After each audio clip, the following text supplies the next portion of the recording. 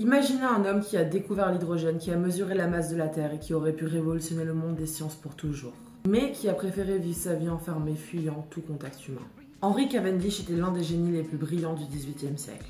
Pourtant, il refusait d'être vu, parlait à peine aux gens et communiquait avec ses propres domestiques avec des morceaux de papier qu'il glissait sous les portes. Pourquoi ce scientifique de génie vivait-il en fantôme? Était-il atteint d'un trouble autistique sévère ou cherchait-il simplement à fuir un monde qu'il ne comprenait pas?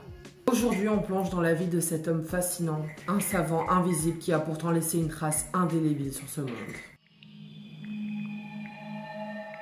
Nous sommes en 1731 en Angleterre. Henry Cavendish naît dans une famille aristocratique puissante. Son père est un lord influent et espère de son fils qu'il suive lui aussi une carrière brillante dans la politique ou l'armée. Mais très vite, quelque chose se distingue chez Henry. Il est différent. Dès l'enfance, il parle peu et évite les contacts humains. À l'école, il se passionne uniquement pour les sciences et les mathématiques. À 18 ans, il entre dans Cambridge et en ressort, sans diplôme. Son père, au lieu de le forcer à suivre une carrière traditionnelle, lui offre un luxe inouï. Il lui autorise la totale liberté d'étudier les sciences. Henry va alors consacrer sa vie entière à la recherche, mais en solitaire. Dans les années 1760, Cavendish réalise l'une de ses découvertes les plus extraordinaires. Il teste des réactions chimiques et observe qu'un gaz inconnu se dégage lorsqu'il fait réagir des métaux avec de l'acide. Ce gaz est très léger et hautement inflammable. Bingo, il vient de découvrir l'hydrogène. Mais au lieu d'annoncer sa découverte, il reste silencieux. Il note ses résultats dans son carnet et n'en parle à personne.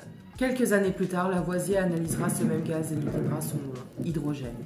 Aujourd'hui, on considère pourtant que c'est bien Cavendish qui a découvert l'hydrogène avant Lavoisier. Mais Cavendish ne s'arrête pas là. En 1798, il va réaliser une expérience qui va changer la physique. Il pèse littéralement la Terre.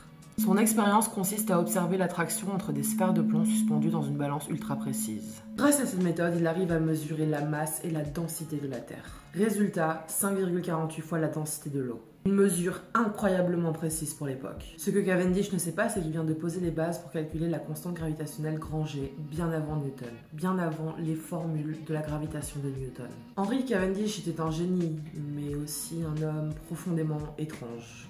Il évitait les gens à tout prix, même ses collègues scientifiques ne l'ont jamais vraiment vu.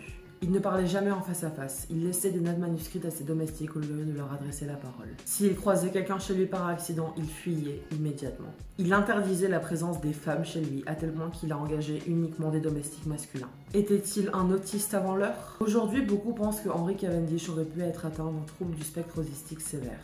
Il présentait des symptômes tels que l'évitement social extrême, l'hyperfixation sur des domaines précis tels que les sciences, et un mode de vie rigide et répétitif.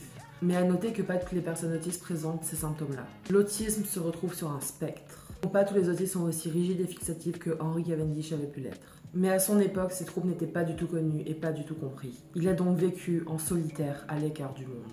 Henry Cavendish est mort en 1810 à l'âge de 78 ans. Après sa mort, en fouillant dans ses écrits, les scientifiques ont trouvé quelque chose de fou. Il avait déjà anticipé la loi de la conservation de l'énergie. Il avait déjà trouvé des lois électriques bien avant Coulomb.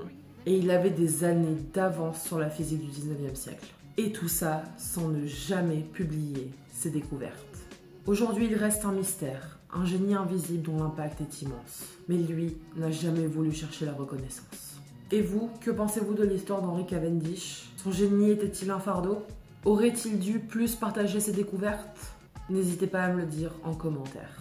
Si ce nouveau format de vidéo Savant Fou vous a plu, n'hésitez pas à interagir avec cette vidéo. Ça me montrerait que ce que je fais peut avoir un impact positif. Mes petites lavandes, à très bientôt pour une nouvelle plongée dans les esprits les plus brillants et les plus tourmentés de ce monde.